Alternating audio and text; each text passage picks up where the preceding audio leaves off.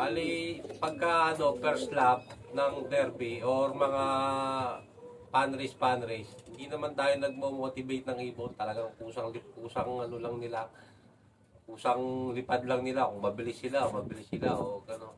Nagmo-motivate lang naman tayo pag ano na yung mga last 2 lap o last lap yan. Nagamit na tayo ng ano yan. Binibigyan na natin sila ng kapares. Gusto mong paitlogin ng gusto mo, last lap, maitlog sila. Ano din yon, timing. Kumbaga, bibilangin mo yun. Kung ang pinagpapares mo is pares na lumilipad o pares mong kinakarera is patagal lumitlog yan kasi patak ang katawan yan. Hindi ka mo kapag breeder na pinagsalpak mo 7 to 10 days, itlog na yan eh. Hindi ganun sa flyers, pag pares silang lumilipad, medyo matagal sila. Tingin ko na minsan naabot ng 1 buwan bago umitlog. Mapapayo ko lang sa mga newbie, bago kayo pumasok dito sa pigeon industry, pag-isipan nyo muna mabuti. Or kausapin nyo rin muna yung mga magulang nyo or asawa nyo kung agree pa sila na mag-ipon kayo. Kasi malaking factor yan pagka may kontra sa pamilya, napakabigat ng panalo. Baka mamaya nausuhan lang kayo, mag-ipon kayo. Hindi siya ganun. Dapat dapat nandito, nasa puso mo yung pag-iibon. Dahil pag wala dito yung sa puso mo yung pag-iibon, nako, hindi mahirapan ka manalo, kumbaga suntok sa buwan. Welcome back sa Herbin's Love TV! Yeah.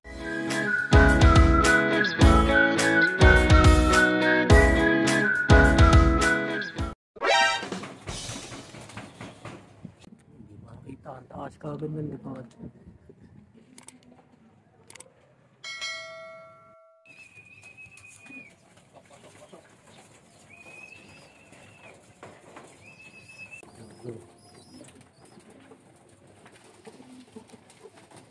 Ganyan, ibig sabihin healthy sila. Pagdating sir sa sa pagbibigay ng mga vitamins, supplements, or kung nag-herbal ka sa mga ibon sir, sa mga breeders at flyers, ano yung mga binibigay ninyo sir? Bali, nagbibigay tayo ng electrolytes, mga multivitamins, mga nag-herbal din tayo tulad ng malunggay, oregano, bawang, apple cider, ani, yan, mga gamit natin yan. Tapos, meron din tayong mga sinusubo na mga pills, lalong-lalo sa mga, pagka yung sa derby na. Yung, ganun lang. Tapos, meron din tayong mga pig mineral, picotrin, yung mga grades, yun lang, ganun lang. Iisa naman ang bigay ko flyers tsaka breeder, kung ano yung tinuto ka at saka yung iniinom. Pare-pares lang sila. Pare-pares lang ng bigay ko.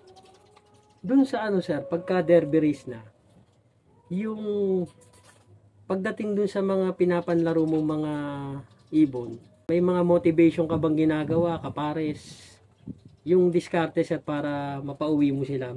Bali, pagka first lap ng derby or mga pan race, hindi naman tayo nagmo-motivate ng ibon. Talagang kusang ano lang nila, kusang lipad lang nila kung mabilis sila o gano'n.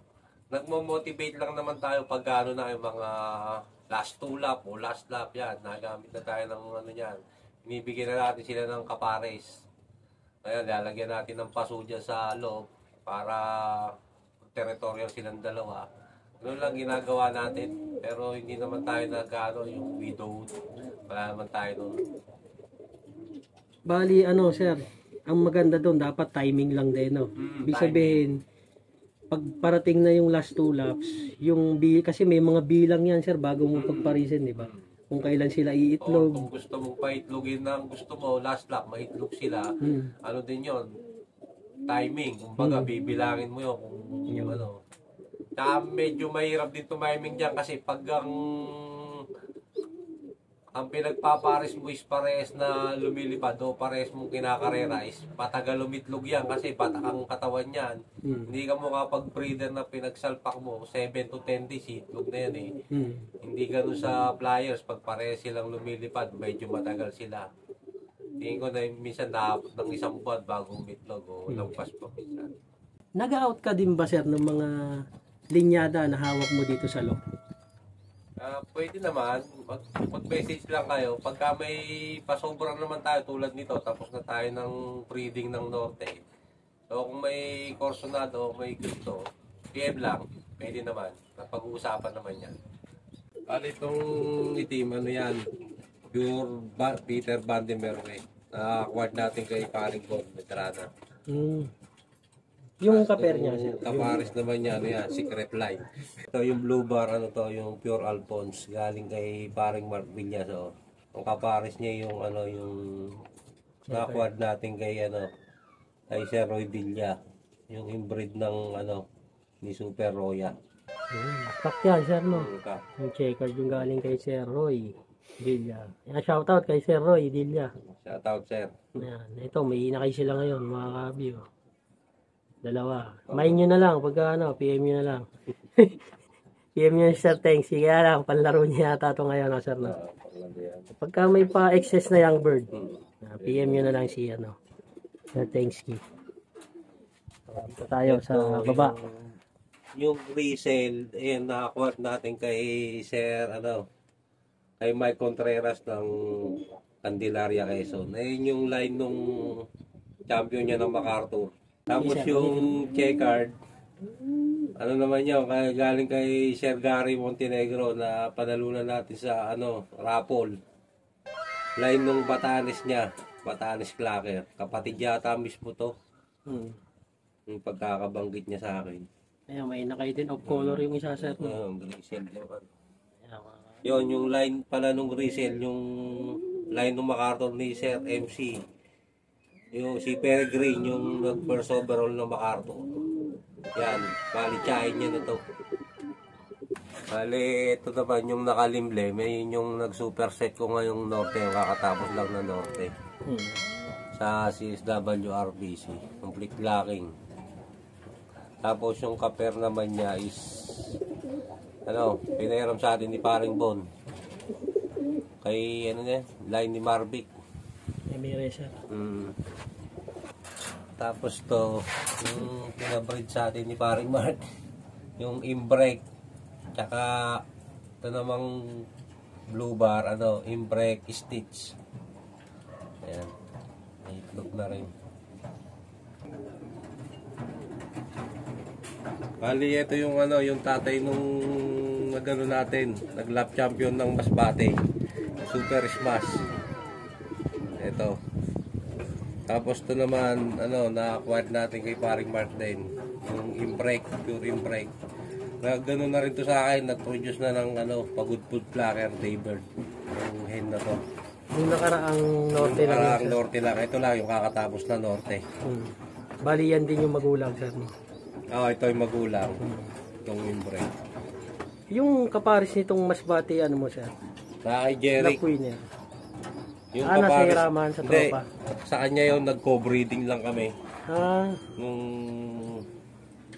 kapares Nung niya. time na yon, nung nilabas Oo. yung anak na yon, nag-co-breeding lang pala kayo. So, yung tatay lang yun nandito sa'yo Oo, pala.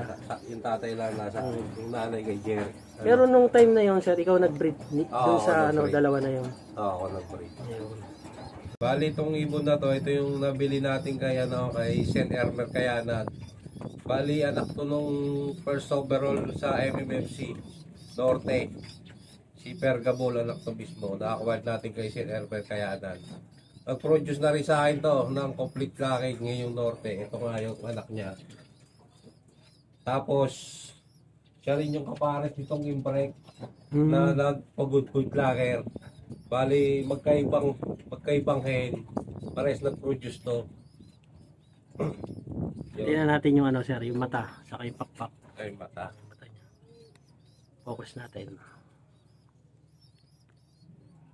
Yan. Tapos, sir, yung pakpak, tingnan natin. Yan. Yung mga mahilig sa mga theory dyan, mga kabi, yan. Yung kanyang pakpak.